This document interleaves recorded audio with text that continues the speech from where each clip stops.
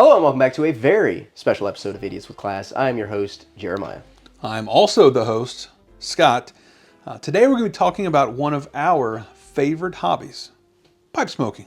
We're going to give a brief history of pipe smoking, what got us into pipe smoking, different types of pipes, different types of tobacco, how to properly pack, light, and enjoy your pipe.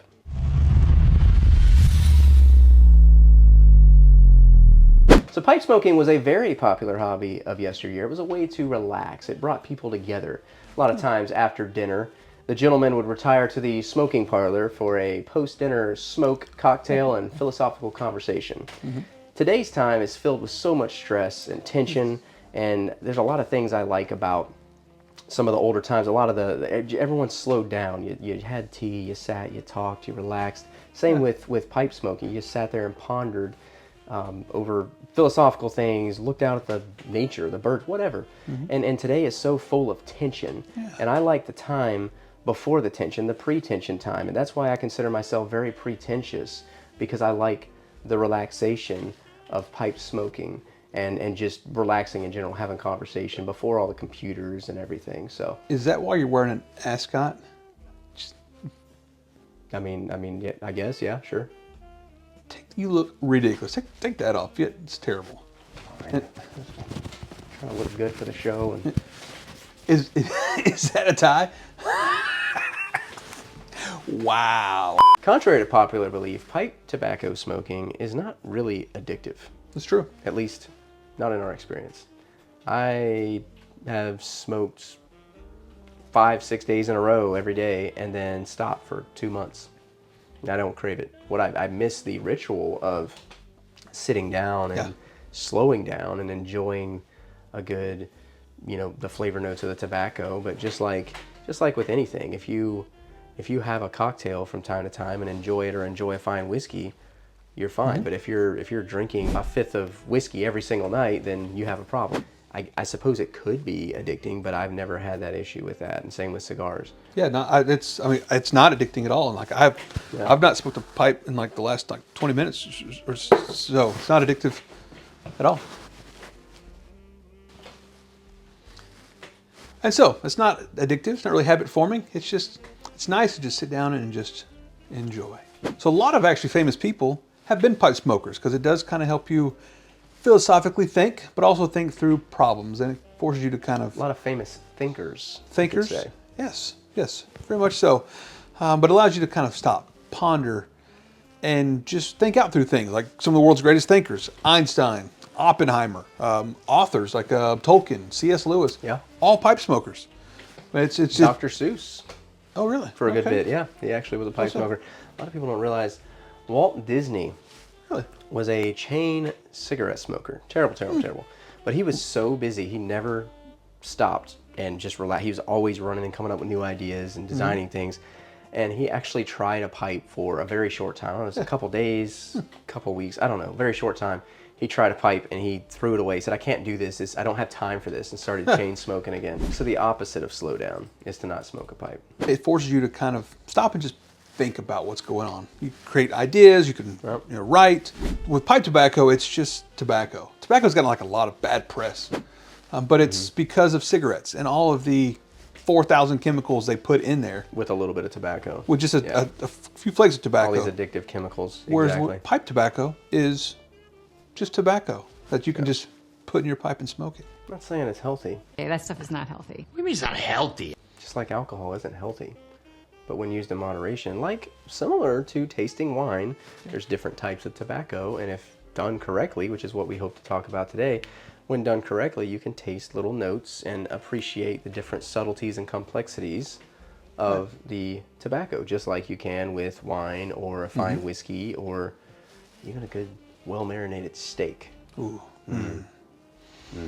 So the first thing is you got to find out what kind of pipe you want. You got briar pipes, you got corn cobs, meerschaum. Corn cob is going to be your cheapest one. It's made out of a corn cob. How in the world did you figure that out? A briar is going to be your briar wood. But those are your two main types. Corn cob is a good budget-friendly pipe. And if you're not sure if you want to do this, it's a great way to start, because you can get a good corn cob for 10 or 15 bucks. Nice and cheap. Yeah. But once you feel like you maybe want to do this thing, briar's a great step up. It's wood. It's the most popular, I would say. By far the most popular. Then once you got your material construction, different pipe types. You got straight, you got bent pipes, you got long ones, you got short ones, you got, I mean, all the different types of shapes and sizes of pipes. You got the little nose warmer. I mean, it's short, but it's got really it's got a good personality. Are you trying to be funny, or are you actually One big thing about pipe smoking is you want to appreciate the taste, the complexities of the notes, and you're after, same with cigars, is the cool smoke. You don't want that smoke to get too hot. You don't want to burn the tobacco. So one thing, a longer stem does help with that, especially if you're newer. It helps you to keep that smoke cool. There's ways to light it and pack it to do that, but the longer stem, it has more time to cool in that chamber before it gets to your taste buds. Yep, so it keeps for a nice cooler smoke, allows you to taste more of the tobacco. Starting out with your first pipe, I recommend a briar or a corn cob, 5 to 6 inch stem, somewhere in there. That's impossible. 6 inches. You want to make sure you get it from a reputable dealer or manufacturer. You don't want to just go on Amazon because they can coat that with all kind of chemicals, whatever, and then you're going to be smoking that stuff too. Which leads us into the next most important topic. You got a pipe, now you got to put something in it. Tobacco. So there's all different types of tobacco. You got, let's see, start off with different kinds of leaf. You got Virginias, you got Burleys, Cavendish, Perique, Dark-Fired Kentucky, a lot of Kia. But different types of tobacco leaves, I guess you could say. And some burn hotter. Some do burn harder. Cooler. This is all true. One of the things, is like Virginias have a lot of higher sugar content. So sugar, when it gets hot, burns hotter than not sugar. That's the dumbest thing I ever heard. Then you get your different blend types. How you put those different leaves of tobacco together. You have, like, the most common one people talk about is aromatics. That's what everybody's, oh, it smells so good. It's very aromatic. Most people that remember their grandfather or great-grandfather smoking a pipe is typically an aromatic. It's a lot of them say cherry. A lot of people remember a cherry tobacco smell from their great-granddaddy smoking a pipe, and that's one of the most popular. English is our favorite. It's got a little bit of Kia in it, a lot of Kia, lot of Kia, a lot of Kia. Cut the crap. It does give like a smokier type flavor, like a barbecue-y type smokiness to it. Yeah. But it's so different like blends. Try them out because everybody has a different palate. Like, drinking a fine whiskey. Do you like bourbon? Do you like scotch? Do you like other stuff? It's all about what your palate is. I would definitely go for like an English aromatic, so you get the smell good of the aromatic, but you want more like English, gives you a little extra taste. Yeah. That tends to be our favorite. You may have a different opinion, but I would recommend starting there because it's kind of the best of both worlds. So once you kind of got your blend, now what kind of smells good, what tastes good, you start figuring out the tobaccos you like. You got your pipe. You got your tobacco. Now what do I do with it? So there's a few different kind of packing methods you can use. There's plenty of YouTube videos out there about all different types of packing methods. And try them all if you want. You do you. What did you just say?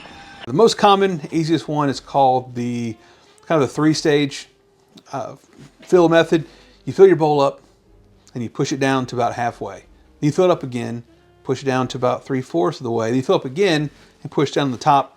And the best way to kind of use that method is, they call it the child, mother, father method. You push down like a child, about as hard as a child does, which gets it about half full.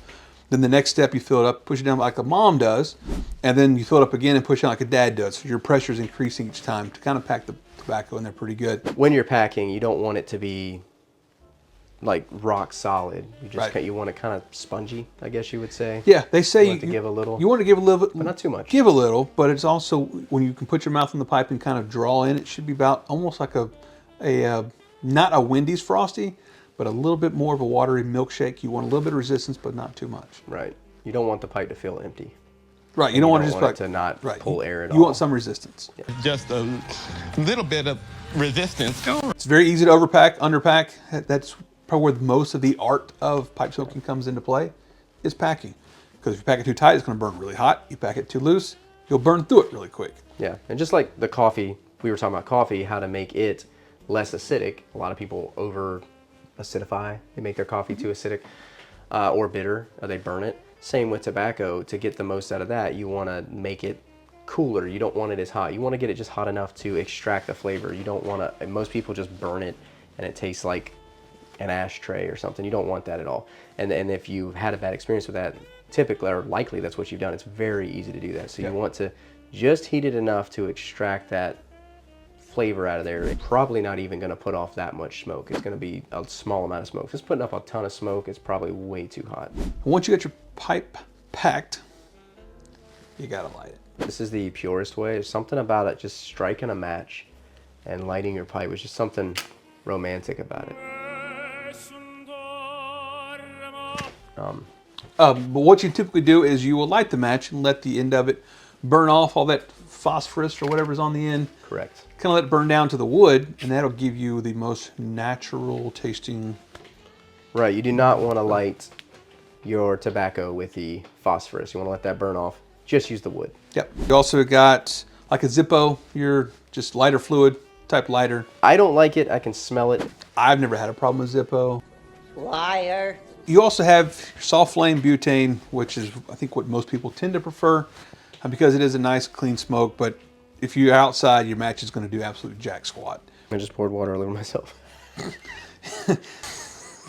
You look ridiculous and wet. Just, can we cut this?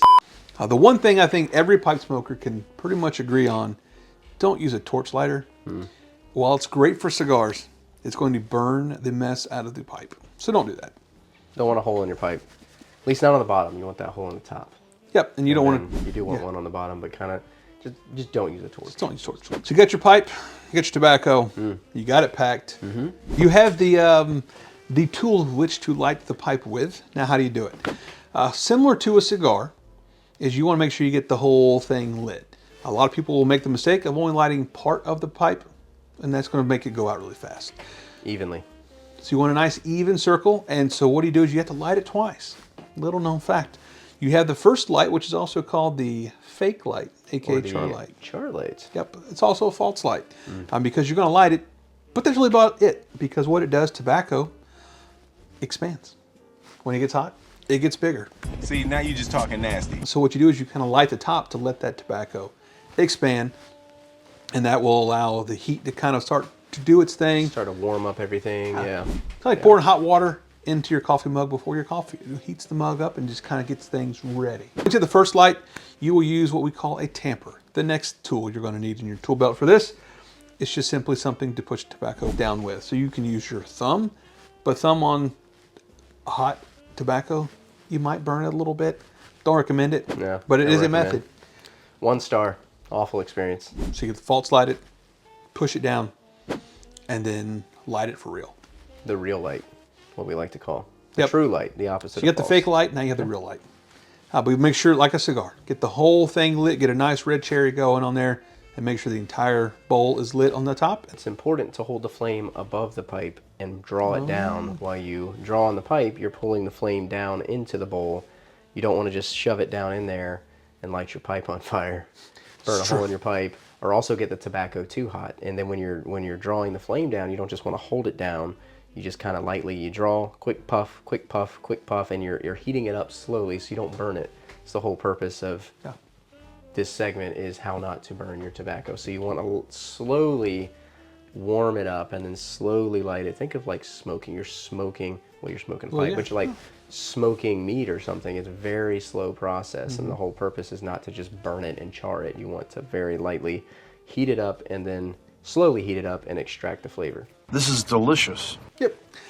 And then once your pipe is lit, now the most important part of the whole Time to thing, get down to business. and why we do this, is because we like to enjoy it. So pipe smoking is about the enjoyment of the process. You did all this work to get the thing lit, so now you want to enjoy the fruit of your labor. Right. So it's important to go slow, because if you smoke it too fast, well, what happens when fire gets a lot of oxygen? It gets really hot. So you're going to burn your tongue. It's going to bite your tongue, you could say, almost like a tongue bite. Yeah. So most people starting out with pipe get tongue bite really quick, where their tongue gets hot and kind of like bitter taste, kind of scalds a little bit, but also get a bitter taste, and that's because they're smoking too fast, or they got the tobacco too hot. All this is bad. You want to slow down and enjoy the little complex notes and the little vanilla here and the tobacco there and the coffee here and the caramel there. You're mispronouncing that. It's like tasting wine, you know, you appreciate all the different notes. The same with, and how you can slow down with a glass of wine and just taste it. I'm not talking about just guzzling it down, you vulgar lush. I'm talking about lightly tasting and appreciating each note. It's the same, that's what smoking a pipe's about. And while you're doing that, you're just sitting there staring off at your beautiful lawn that you just spent all weekend getting perfect. A lot of new pipe smokers be kind of drawn away from pipe smoking is because they smoke too fast. And so it does burn yourself, but also the aroma changes. When you start smoking the pipe too fast, it'll start to smell like cigarettes. It can't get any worse. It's not pleasant. And so if you continue to get that, slow down, Thomas the Choo Choo Train, and just enjoy the smoke. They say on average, you should smoke probably take a puff every 20 to 30 seconds or so. Depending on the tobacco, maybe even a little longer. If it burns really hot, you let it cool off a little longer. And a nice slow draw, don't just suck it in. Suck it. You suck it. Suck it. And so now, how to store that tobacco so it does not get bad. You don't want it to dry out, but you don't need a humidor either. There is a very complex but easy method. A mason jar. Wait. It's that easy? Take the tobacco you want, put it in there, and then take this lid that comes with it. It's actually built in with the jar. You can buy it. It's a package deal. You twist it on till it's pretty tight, and then you're done.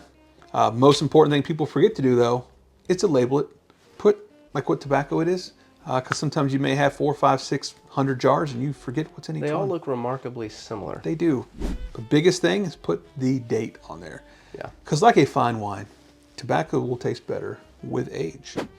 So it's a cool thing about tobacco too. You get a blend you don't like, put it in a jar, try it again next year. And I guarantee it's going to be different. That, and then make sure you don't store it in direct sunlight or in a hot car. Keep it in a cool, dry place. Yep. Just your closet works, really.